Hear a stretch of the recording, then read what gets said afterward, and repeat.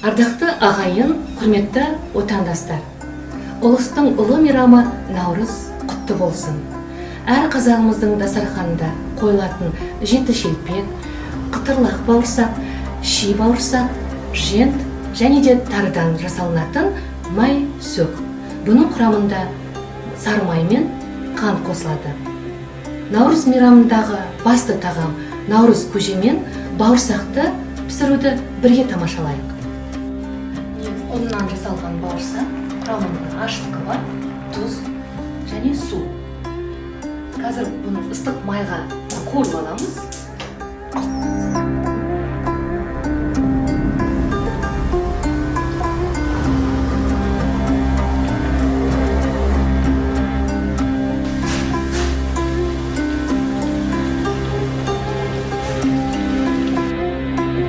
Ыстық бауырсағымыз дайын болды.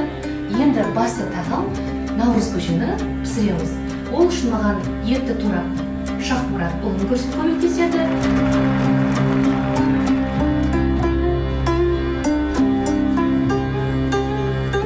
Сорпаны қайнатып, мен 7 дәнді дақылды қосып сіздермен таныстырып өтейін. Құрамына арпа, сары жүгері, күріш, маш, тары және сорпаның дәмін келтіретін сүзбемен біз айран қосамыз. Наурыз көжеміздің сорпасы қайнап жатыр. Ең алдымен жүгері мен арпаны 40 минут пісіреміз.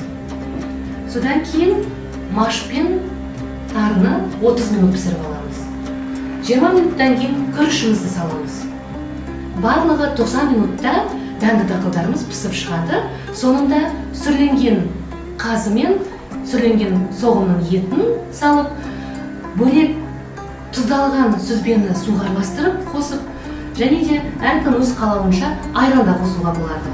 Солай біздің наурыз көжеміз пісіп дайын болады.